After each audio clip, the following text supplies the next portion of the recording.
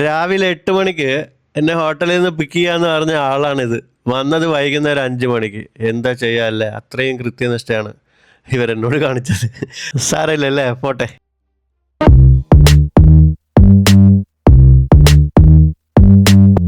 Hi hi, ആരാ ഇത് മോനെ? സിനിമ നടനോ? പോകുന്നതൊക്കെ കണ്ടാ വിചാരിക്കൂ എന്തോ ഒരു സംഭവമാണെന്ന്. ഒന്നുമല്ല. എന്തായാലും നമ്മളിന്ന് പോകുന്നത് ഒരു റിസോർട്ടിലേക്കാണ്. ആ റിസോർട്ടിന്റെ വിശേഷങ്ങളും കാര്യങ്ങളൊക്കെ അവിടെ ചെന്നിട്ട് പറയാം. സോ ബ്രേക്ക്ഫാസ്റ്റിന് ഫസ്റ്റ് ഞാനൊരു മിലോ എടുത്തിട്ടുണ്ട്. കോഫി എടുത്തില്ല, മിലോ ട്രൈ ചെയ്യാമെന്ന് വിചാരിച്ചു.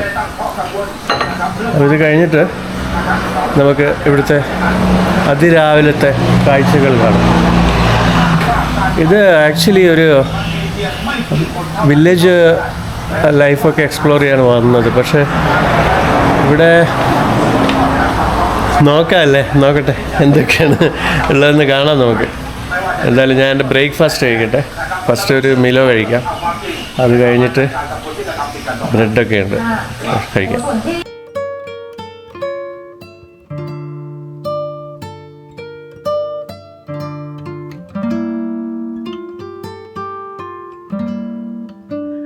ആക്ച്വലി ഞാൻ ഇന്നലെ രാവിലെ ഒരു 10 മണിക്ക് മുമ്പായിട്ട് ഇവിടെ എത്തേണ്ടതായിരുന്നു.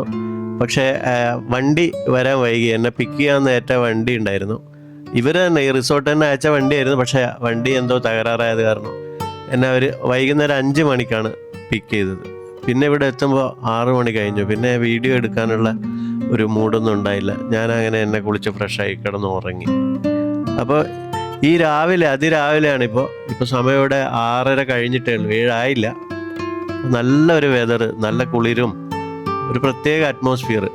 ഇത് സിറ്റിയിൽ നിന്ന് ഏകദേശം 60ഓളം കിലോമീറ്റർ ഉൾഭാഗത്തേക്ക് യാത്ര ചെയ്യുമ്പോഴാണ് നമ്മൾ ഈ റിസോർട്ടിൽ എത്തിപ്പെടുന്നത്. ഈ റിസോർട്ടിൽ വരാൻ ഒരു പ്രത്യേക ഉദ്ദേശം ഉണ്ടായിരുന്നു. എന്താണെന്ന് വെച്ച് കഴിഞ്ഞാൽ എന്നെ പലരും കോണ്ടാക്ട് ചെയ്യുന്നുണ്ടായിരുന്നു എൻ്റെ വാട്സപ്പ് വഴി. അവർക്ക് എന്തെങ്കിലും ഇൻവെസ്റ്റ്മെൻറ്റ് ഇവിടെ ചെയ്യണം എന്ന് പറഞ്ഞിട്ടുള്ള കുറേ പേര് എന്നെ വാട്സപ്പ് വഴിയും ഇമെയിൽ വഴിയും ഒക്കെ ബന്ധപ്പെടുന്നുണ്ടായിരുന്നു. അപ്പോൾ ഇങ്ങനെ ഒരു പ്രോപ്പർട്ടി ഇവിടെ ഉണ്ട് എന്നുള്ളത് എൻ്റെ ഒരു ഫ്രണ്ട് മുഖേനയാണ് ഞാൻ അറിയുന്നതും ഇവിടെ എത്തിപ്പെടുന്നതും. പക്ഷേ ഇവിടെ വന്നപ്പോൾ ഞാനിപ്പോൾ മൊത്തം കണ്ടില്ല. ഇനിയിപ്പോൾ നടക്കാൻ പോവാണ്. ബ്രേക്ക്ഫാസ്റ്റ് ഒക്കെ കഴിച്ചു, 2 ബ്രെഡ് മാത്രമേ കഴിച്ചുള്ളൂ, കൂടുതലൊന്നും കഴിച്ചില്ല. അവിടെ നൂഡിൽസൊക്കെ ഉണ്ടായിരുന്നു. എന്ത് നല്ല കാലാവസ്ഥയാണെന്നറിയോ. ഈ പുലർകാലത്ത് മഞ്ഞ് പുതച്ച് കിടന്ന് ഉറങ്ങുകയാണ് ഈ റിസോർട്ട്. അങ്ങ് അകലെ കണ്ടോ ഒരു മല, ഒരു കുന്ന്. എന്ത് ഭംഗിയാണെന്നറിയോ. ഇത് നേരിട്ട് കാണുമ്പോൾ ഉള്ള ഒരു അനുഭവം ഉണ്ടല്ലോ. ഈ ചെറിയൊരു കുളിർ കാറ്റൊക്കെ കൊണ്ട് ഇതിൽ നടക്കാൻ നല്ല സുഖമുണ്ട്. ഇത് ഒരുപാട് 100 ഏക്കർക്ക് മേലെ ഉള്ള ഒരു വലിയൊരു ലാൻഡിൽ കുറച്ച് ഒരു 24-25 കോട്ടേജസുകൾ ഉണ്ടാക്കിയിട്ട് ഒരു റിസോർട്ട് എന്ന് പറയാം. അപ്പോൾ അങ്ങനെ ഉണ്ടാക്കി, കുറച്ച് പഴയതാണിത്. ഇദ്ദേഹത്തിന് വേറെ ഒരുപാട് പ്രോപ്പർട്ടീസൊക്കെ ഉള്ളതുകൊണ്ട് മെയിൻറ്റെയിൻ ചെയ്യാൻ പറ്റുന്നില്ല. ഇതിൻ്റെ മാനേജർ മുമ്പ്, അതായത് കൊറോണയ്ക്ക് മുമ്പ് ഇവിടെ മാനേജറായിട്ട് ജോലി ചെയ്തിരുന്ന ഒരു പെണ്ണുണ്ട്. അപ്പോൾ അവളിപ്പോൾ അവിടെ ബാങ്കോക്കിൽ വലിയൊരു ഹോട്ടലൊക്കെ ആയിട്ട് ഇങ്ങനെ പോകുന്നു. അപ്പോൾ അവളുടെ കെയർ ഓഫിലാണ് ഞാൻ ഈ പ്രോപ്പർട്ടിയെക്കുറിച്ച് അറിയുന്നതും ഇവിടെ വന്നതും. അപ്പോൾ വന്ന് കണ്ടപ്പോൾ എനിക്ക് നല്ലൊരു പ്രത്യേക ആകർഷണം തോന്നി. എന്താ അറിയോ, ഒന്നാമത് തന്നെ ഇതിൻ്റെ ഈ ലൊക്കേഷൻ, അതാണ് ഏറ്റവും പ്രധാനപ്പെട്ടത്. കാരണം ഇത്രയും ഒരു റിമോട്ടായിട്ടുള്ള ഒരു ഏരിയയിലാണ് ഈ റിസോർട്ട് ഉള്ളത്. അപ്പോൾ എങ്ങനെയാണ്, സ്വാഭാവികമായിട്ടും നമുക്ക് വരുന്ന ഒരു ചോദ്യമാണ്, ഇവിടെ എങ്ങനെയാണ് പിന്നെ ഈ ടൂറിസ്റ്റുകളൊക്കെ വരുന്നത്? ആക്ച്വലി ഇവിടെ അങ്ങനെയുള്ള ടൂറിസ്റ്റുകളൊന്നും വരുന്നില്ല. ഇവിടെ വരുന്ന ടൂറിസ്റ്റുകൾ മുൻപ് വന്നിട്ടുള്ള പലരും അവർ വീണ്ടും വീണ്ടും ഇവിടെ വരും. തീർച്ചയായും ബാങ്കോക്കിൽ ആരെങ്കിലും വന്നിട്ടുണ്ടെങ്കിൽ, ഇവിടെ ഒരു ദിവസം താമസിച്ചിട്ടുണ്ടെങ്കിൽ വീണ്ടും തീർച്ചയായും ഇവിടെ വന്ന് താമസിക്കും. അങ്ങനെ നമ്മളെ വീണ്ടും വീണ്ടും മാടി വിളിക്കാനുള്ള ഒരു എന്തോ ഒരു പ്രത്യേകത ഈ ഒരു ലാൻഡിനും ഈ റിസോർട്ടിനും ഉണ്ട്. അപ്പോൾ അത് നമുക്ക് നേരിലല്ല വീഡിയോയിൽ കണ്ടു നോക്കാം, എന്നിട്ട് അഭിപ്രായം പറയണേ. ഞാൻ നടന്ന് ശരിക്കും തളർന്നു കേട്ടോ.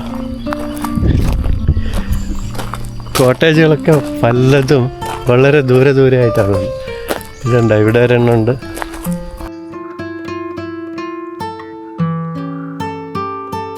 അതോ അവിടെ കാണുന്ന ആ ബിൽഡിങ്ങിലെ അവിടെയാണ് അവരുടെ മെയിൻ്റനൻസും കാര്യങ്ങളൊക്കെ നടക്കുന്നത്. അതിൻ്റെ മെഷീനറീസും കാര്യങ്ങളൊക്കെ വെച്ചിരിക്കുകയാണ്.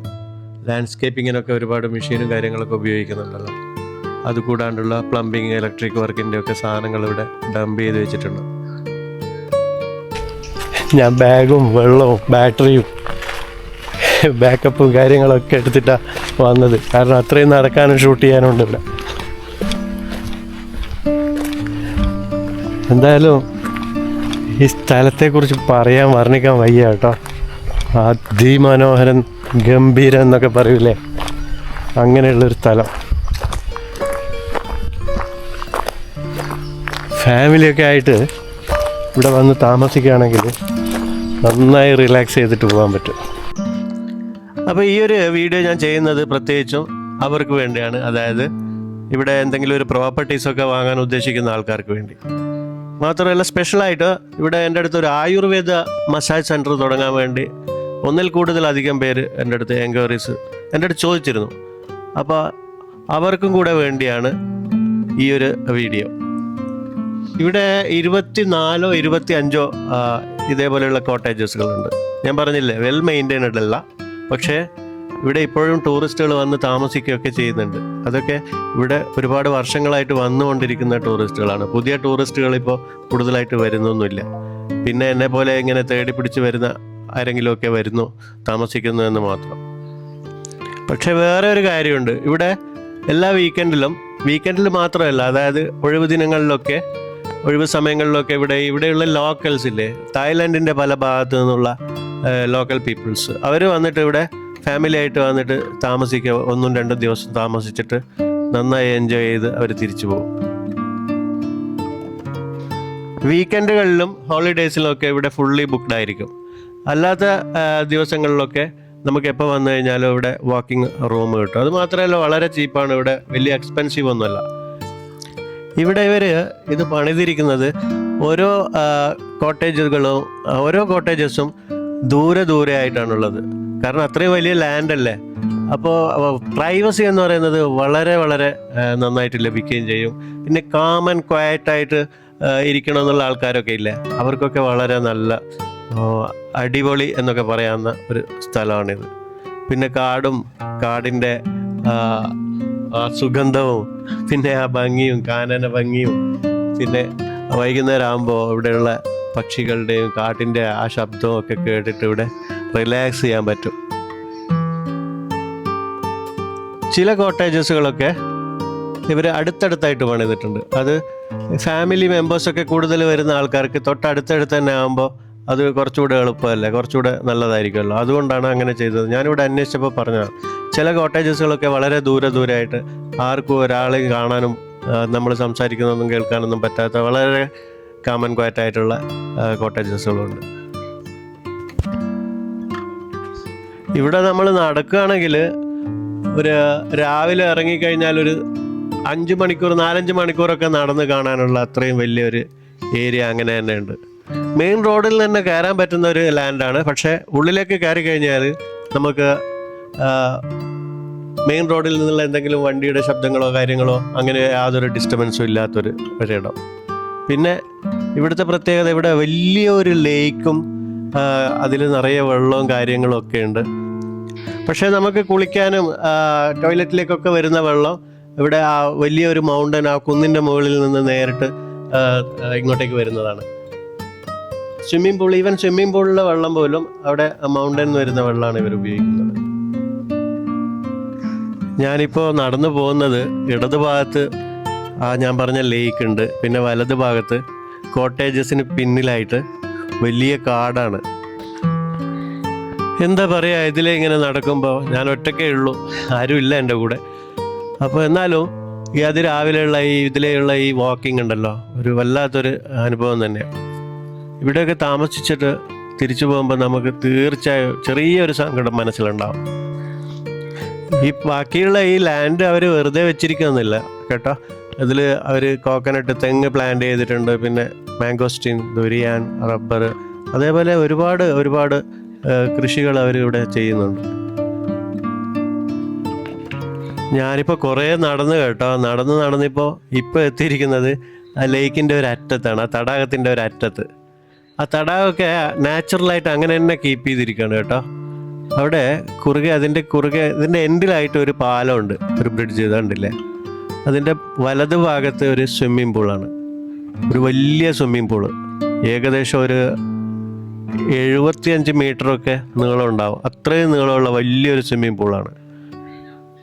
കുറച്ച് അകലെയായിട്ട് അത് കണ്ടില്ലേ, പൂൾ വ്യൂ ഉള്ളതുപോലെ കുറച്ച് കോട്ടേജസുകൾ അവിടെയുണ്ട്.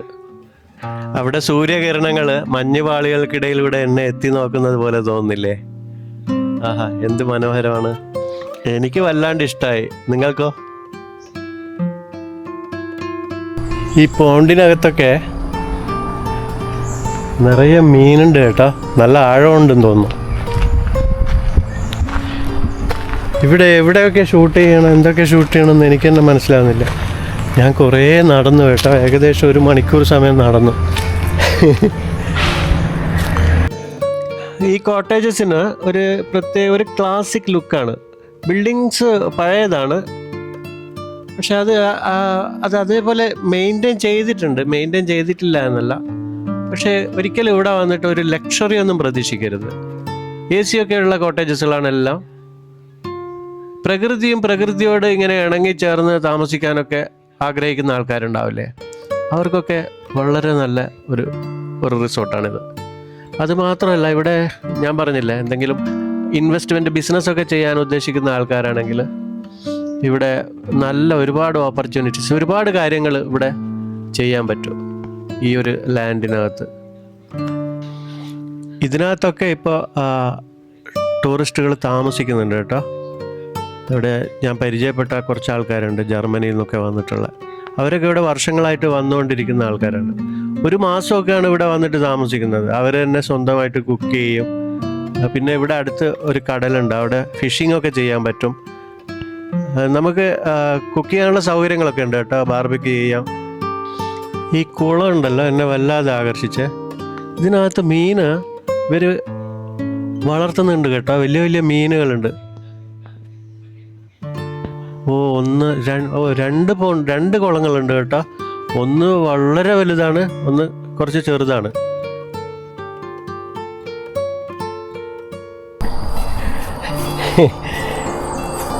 ഞാൻ എങ്ങനെയാ എന്താ പറയണ്ടേ? അതിഗംഭീരം എന്നൊക്കെ പറയാൻ പറ്റുള്ളൂ, വേറൊന്നും പറയാനൊന്നും ഇല്ല. എന്തായാലും ഞാനിവിടെ 2 ദിവസം അടിച്ചു പൊളിച്ചിട്ടേ പോകുന്നുള്ളൂ. സൂപ്പർ സ്ഥലം എന്നൊക്കെ പറഞ്ഞു കഴിഞ്ഞാൽ അതിമനോഹരം.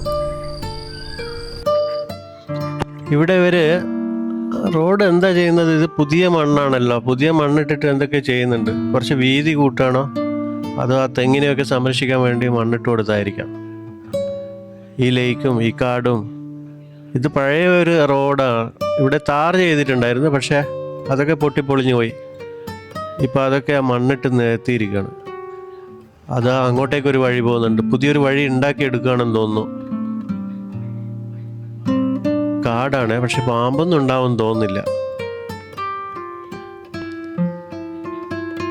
ഈ ഒരു സ്വിമ്മിംഗ് പൂള് കണ്ടോ, എന്തൊരു വലിപ്പമാണ്, എന്തൊരു നീളമാണ് ഈ സ്വിമ്മിംഗ് പൂളിന്. Oh my god. ഇതിലേക്ക് വരുന്ന വെള്ളം നേരെ അവിടെ ആ മലമുകളിൽ നിന്ന് വരുന്ന വെള്ളത്തിന് അവർ പൈപ്പ് വഴി ഇങ്ങോട്ടേക്ക് കൊണ്ടുവരികയാണ് ചെയ്യുന്നത്. അതുകൊണ്ട് തന്നെ ഇതിൽ ക്ലോറിനൊന്നും കൂടുതൽ ഉണ്ടാവാൻ സാധ്യതയില്ല. ഇപ്പോൾ ഞാൻ മാത്രമേ ഉള്ളൂ കേട്ടോ, ഇവിടെ ആരെയും കാണാനൊന്നുമില്ല. പക്ഷേ ഇന്നലെ വൈകുന്നേരം ഞാനിവിടെ വന്നപ്പോൾ ഇവിടെ കുറച്ച് ഫാമിലീസൊക്കെ ഉണ്ടായിരുന്നു. പിന്നെ അവിടെ കുറച്ച് ടൂറിസ്റ്റുകളുണ്ട്, അവരൊക്കെ ഇപ്പോൾ രാവിലെ ആരെയും കണ്ടില്ല ഇതുവരെ. ഇന്നലെ വൈകുന്നേരം ഇവിടെ ആ റെസ്റ്റോറൻറ്റിൻ്റെ തൊട്ടടുത്തായിട്ട് ഒരു പാർട്ടി ഹാളുണ്ട്. അവിടെ മ്യൂസിക്കും ഒരുപാട് ആൾക്കാർ ചേർന്ന് ഡാൻസൊക്കെ ചെയ്യുന്നുണ്ടായിരുന്നു. പിന്നെ ഞാൻ അങ്ങോട്ട് പോയി അവിടെ വീഡിയോ ഒന്നും ചെയ്തില്ല, അവരുടെ പ്രൈവസിയിലേക്ക് ഒരു എത്തിനോട്ടം വേണ്ട എന്ന് വിചാരിച്ചിട്ട്. ഇത്രയും വലിയ സ്വിമ്മിംഗ് പൂളൊക്കെ ഇവിടെ ഉണ്ടാക്കുമ്പോൾ ഇതിൻ്റെ ആ ഓണറുടെ ഒരു കൺസെപ്റ്റ് ഉണ്ടല്ലോ, ഒരു കാഴ്ചപ്പാട്, അതെന്തായിരിക്കും അല്ലേ? എത്ര വർഷം മുമ്പാണ് അദ്ദേഹം ഇതിവിടെ ഉണ്ടാക്കിയിട്ടുള്ളത്? ഇതിൽ വലിയൊരു സംഭവം ഉണ്ട് ഇവിടെ, ഞെട്ടിക്കുന്ന കാര്യങ്ങൾ. എന്താണെന്നറിയോ? ഇവിടെ ഈ ഒരു സ്വിമ്മിംഗ് പൂളൊന്നും അല്ല, ഇവിടെ 7 സ്വിമ്മിംഗ് പൂളുണ്ട്. കാണിച്ചു തരാം. അതിലൊന്ന് മാത്രമാണിത്. ഈ സ്വിമ്മിംഗ് പൂളിന് ചുറ്റും രാത്രിയൊക്കെ ഉപയോഗിക്കാൻ വേണ്ടി ലൈറ്റൊക്കെ ചെയ്തിട്ടുണ്ട് കേട്ടോ. അതുമാത്രമല്ല സോങ്സൊക്കെ ഇവർ പ്ലേ ചെയ്യുന്നുണ്ട് വൈകുന്നേരം ഈ പൂളിൻ്റെ സൈഡിൽ. കുട്ടികൾക്ക് ചെറിയ കുട്ടികൾക്ക് നന്നായിട്ട് എൻജോയ് ചെയ്യാൻ പറ്റും ഇവിടെ ഈ സ്വിമ്മിംഗ് പൂളുകൾ. കാരണം കുട്ടികൾക്ക് വേണ്ടി മാത്രമായിട്ട് തന്നെ 2-3 പൂളുകൾ ഉണ്ടാക്കി വെച്ചിട്ടുണ്ട്. നമുക്ക് കാണാം അതൊക്കെ. ഇതിലിങ്ങനെ നടന്നു പോകുമ്പോൾ ഇതൊക്കെ ഈ സൈഡിൽ മൊത്തം ഒരു പൂളുകളുടെ സമ്മേളനം എന്നൊക്കെ പറയാം. പക്ഷെ പ്രകൃതി ആ ടെറൈൻ, ആ പ്രകൃതി അതുപോലെ നിലനിർത്തിക്കൊണ്ട് നല്ല ഭംഗിയായിട്ട് ഡിസൈൻ ചെയ്ത ഒരു പ്രോപ്പർട്ടി. ഇഷ്ടപ്പെടും എല്ലാവർക്കും. ആർക്കും ഈ പ്രോപ്പർട്ടി ഇവിടെയൊക്കെ വന്നു കഴിഞ്ഞാൽ ഇഷ്ടപ്പെടാണ്ടിരിക്കില്ല. ഇവിടെ ശരിക്കും ചെയ്യേണ്ടത് നല്ല ഒരു ആയുർവേദ ട്രീറ്റ്മെൻറ്റ് സെൻറ്ററും സ്പായും ഒക്കെ ചെയ്യുകയാണെങ്കിൽ, എന്നിട്ട് നമ്മുടെ നാട്ടിൽ നിന്ന് ടൂറിസ്റ്റുകൾ ഇവിടെ വന്നിട്ട് താമസിക്കുന്ന തരത്തിലുള്ള പാക്കേജുകളൊക്കെ കൊടുക്കുകയാണെങ്കിൽ നന്നായിട്ട് ചെയ്യാൻ പറ്റുന്ന ഒരു പ്രോപ്പർട്ടി തന്നെയാണ് കേട്ടോ ഇത്. ആക്ച്വലി ഇതിൻ്റെ ഓണറായിട്ട് എനിക്ക് ഡയറക്റ്റ് സംസാരിക്കാൻ ഇതുവരെ പറ്റിയിട്ടില്ല. ഇന്നും കൂടെ ഞാനിവിടെ ഉണ്ട്. അപ്പം നാളെ ഞാൻ ഇവിടുന്ന് പോകുന്നുള്ളൂ. കണ്ടോ, ഇവിടെ വേറെ ഒരു സ്വിമ്മിംഗ് പൂളുണ്ട്. അതും നല്ല വലുപ്പമുള്ള പൂൾ തന്നെയാണ് കേട്ടോ. ഇവിടെയൊക്കെ ആൾക്കാർ ജോലി ചെയ്യുന്നുണ്ട്, മെയിൻ്റനൻസ് വർക്കുകളൊക്കെ നടന്നുകൊണ്ടിരിക്കുന്നുണ്ട്, പൂളൊക്കെ ക്ലീൻ ചെയ്യുന്നുണ്ട്.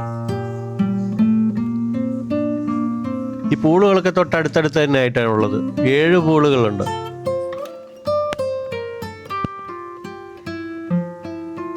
വെള്ളമൊക്കെ നല്ല വൃത്തിയുണ്ട് കേട്ടോ. പക്ഷേ ഇത് ഇടയ്ക്കിടയ്ക്ക് വന്ന് ക്ലീൻ ചെയ്തുകൊണ്ടേ ഇരിക്കണം. കാരണം ഈ മരത്തിൻ്റെ മുകളിൽ നിന്നുള്ള ഇലകളൊക്കെ ഈ പൂളിൽ വീഴുന്നുണ്ട്. ആസ് യൂഷ്വൽ അതൊരു നാച്ചുറൽ സംഭവമാണല്ലോ.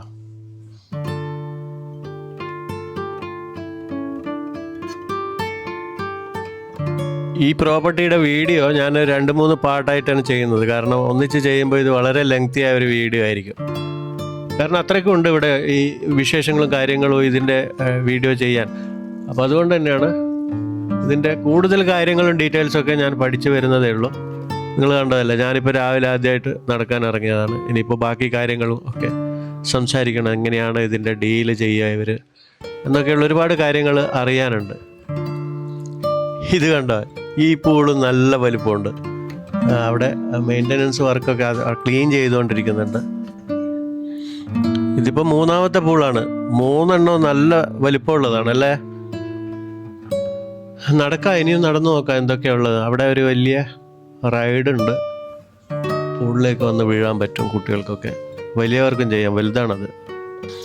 ഞാൻ മുമ്പ് പറഞ്ഞതുപോലെ ഇതിൻ്റെ ഓണർ ഒരു ദീർഘദൃഷ്ടിയോടുകൂടി ഉണ്ടാക്കിയ ഒരു പ്രോപ്പർട്ടിയാണിത്. നല്ല ഒരു സംഖ്യ ഇവിടെ ഇൻവെസ്റ്റ് ചെയ്തിട്ടുണ്ട്.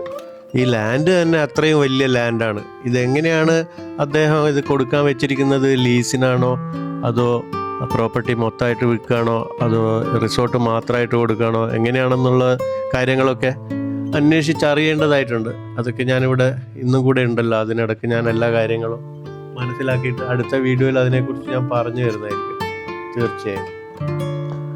വേറെ ഒരു കാര്യം, ഈ പ്രോപ്പർട്ടി വാങ്ങുന്നത് എങ്ങനെയാണ്, ലാൻഡ് വാങ്ങുന്നത് എങ്ങനെയാണ് എന്നൊക്കെ പലർക്കും പല സംശയങ്ങൾ, ഒരുപാട് സംശയങ്ങൾ, കുറച്ചൊന്നുമല്ല. അപ്പോൾ കമൻസ് ചെയ്യണ്ട. അതൊന്നും എനിക്ക് ഡയറക്റ്റ് എന്നെ വാട്സപ്പിൽ കോൺടാക്റ്റ് ചെയ്താൽ ഞാൻ അതിനെക്കുറിച്ചൊക്കെ ഞാൻ പറഞ്ഞുതരാം കേട്ടോ. വാട്സപ്പ് എനിക്ക് ഡയറക്റ്റ് കോൾ ചെയ്യല്ല, എനിക്ക് മെസ്സേജായിട്ട്, വോയിസ് മെസ്സേജായിട്ട് അയച്ചു കഴിഞ്ഞാൽ ഞാൻ നിങ്ങളെ തീർച്ചയായും തിരിച്ച് കോൺടാക്റ്റ് ചെയ്യുന്നതായിരിക്കും. കാരണം എല്ലാവരും ഒന്നിച്ച് വിളിക്കുമ്പോൾ എനിക്കത് കോൾ അറ്റൻഡ് ചെയ്യാൻ കുറച്ച് ബുദ്ധിമുട്ടുണ്ട്. അതുകൊണ്ടാണേ. നല്ല പൂക്കളും പുഴകളും പൂങ്കിനാവിൻ ലഹരിയും ഭൂമി സുന്ദരം. ഞാനെന്നല്ല, ആര് വന്നു കഴിഞ്ഞാലും ഇവിടെ ഒരു പാട്ട് പാടാണ്ട് തിരിച്ചു പോകാൻ പറ്റില്ല. അത്രക്ക് ഭംഗിയാണ് ഈ പ്രകൃതിയും ഈ റിസോർട്ടും ഈ ഒരു ലാൻഡും ഒക്കെ. വരികളൊന്നും അത്ര ഓർമ്മയൊന്നുമില്ല, പഴയ പാട്ടാണ്. പക്ഷെ പെട്ടെന്ന് ഓർമ്മ വന്നു പൂക്കളൊക്കെ കണ്ടപ്പോൾ. ഇത് കുട്ടികൾക്ക് കളിക്കാൻ വേണ്ടിയുള്ള ഒരു പൂളായിരുന്നു. പക്ഷേ ഇപ്പോൾ അത് ഉപയോഗശൂന്യമായിട്ട് കിടക്കുകയാണ്. അത് മെയിൻറ്റെയിൻ ചെയ്യുന്നില്ല. ലീക്കേജോ കാര്യങ്ങളൊക്കെ ഉണ്ടാവും, പഴയതല്ലേ. ഇതേപോലെ 2 പൂളുകൾ ഇവിടെ ഉപയോഗശൂന്യമായിട്ട് കിടക്കുന്നുണ്ട്. ബാക്കി 5 പൂളുകൾ നന്നായി വെൽ മെയിൻറ്റെയിൻ ചെയ്ത് വെച്ചിട്ടുണ്ട്. ഈ ഒരു വീഡിയോ നമുക്കിവിടെ അവസാനിപ്പിക്കാം. ഇതിൻ്റെ ബാക്കി വീഡിയോ ആയിട്ട് ഞാൻ വീണ്ടും പെട്ടെന്ന് തന്നെ വരാം. ഓക്കെ, എല്ലാവർക്കും നന്ദി, നമസ്കാരം.